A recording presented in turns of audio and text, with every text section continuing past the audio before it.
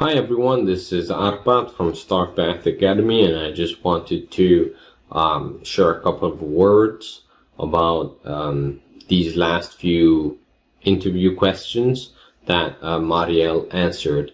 And we have more, so there's more coming. Make sure to subscribe to the channel and follow us on Patreon and buymeacoffee.com in order to support the channel. So the three questions that we were asking was first about gasoline shortages and the effects of that on a society. So I think that is very important. That is almost something that always plays out in countries that are going through a collapse. It's not much actually you can do about that.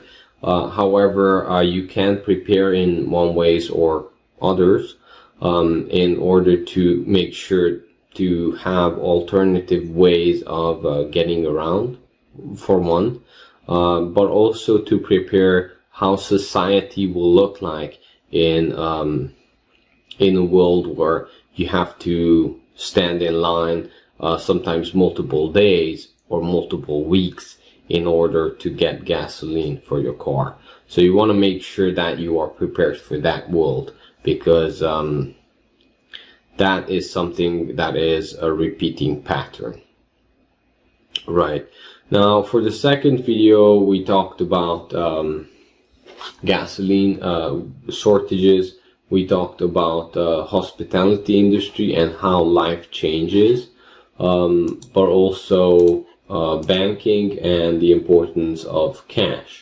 So in the second video about life after currency reset and hospitality, there's a couple of very important lessons there, how life will be different in the countryside and different in the big cities. So that is very important to pay attention to. But also, if you're heavily invested in, the hospitality sector, or you have a job in that sector, what you can expect. Now, of course, it doesn't have to be positive or negative. You just have to know the information, right? Actually, in Romania, during hyperinflation, the hospitality sector was so much damaged that it was probably one of the best investments that you could have done during hyperinflation. Knowing that eventually the major calamities will end, economic upturn will happen. So acquiring these properties, you could acquire whole holiday resorts on pennies on the dollar, right? Sometimes even less. So that was very important to know. But also, you gotta be sure to prepare and not to get in too early or too late. So you're gonna have to know what you're doing. However, the situation will be dire in that sector for sure, and that is her experience. That is my experience, and I'm pretty sure many countries who went through hyperinflation. The third video about cash banking. There's another video coming out about specifically banking. Maybe just the members video. However, cash was very important and is still important in Venezuela, but you have to understand that holding cash is actually you are losing purchasing power by the day.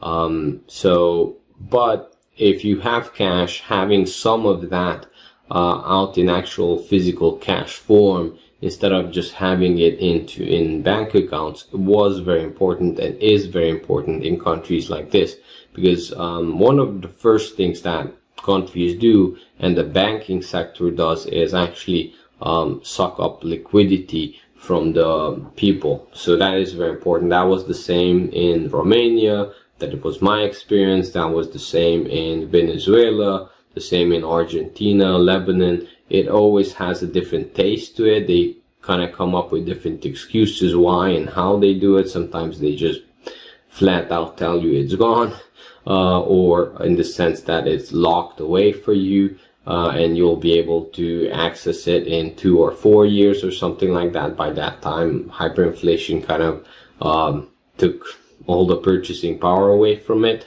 Or it could be other ways. I mean, the Lebanon situation was quite interesting, where there are some digital dollars and physical dollars, and there's an exchange rate between the two, whether there's US dollar stuck in the system or US dollar cash in hand. So it's very different.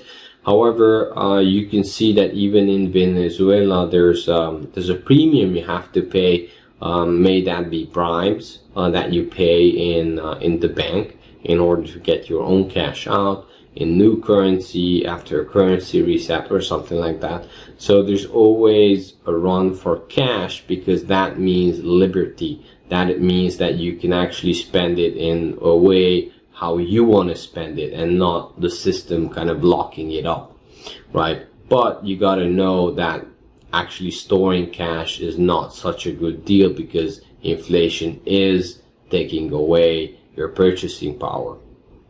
However, when in times of crunches, it's very important to have some at least. So that was very important. And then she kind of tells us her personal opinion about investing and what happens to certain stocks, right? But you know, the key takeaway is that if people cannot purchase the items of whatever the company is producing, then that company will be bankrupt very soon, right? And just because the stock prices are going up because of hyperinflation, it might not even be going up at the same rate as food prices.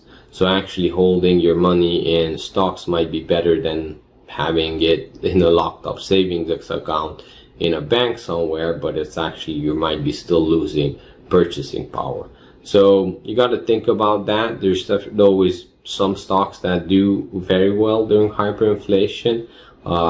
We can probably get into that in a members video. We do not give investment advice, but I can tell you my personal experience with some of those sectors. But in the second video, I said about tourism and general products and that sort of stuff. As economies break down, there are very few companies that can actually navigate through these harsh environments. So you gotta watch out for those for sure. Alright, so we'll be continuing the interview. Thank you for sticking around. Please be sure to like the video and subscribe. See you soon.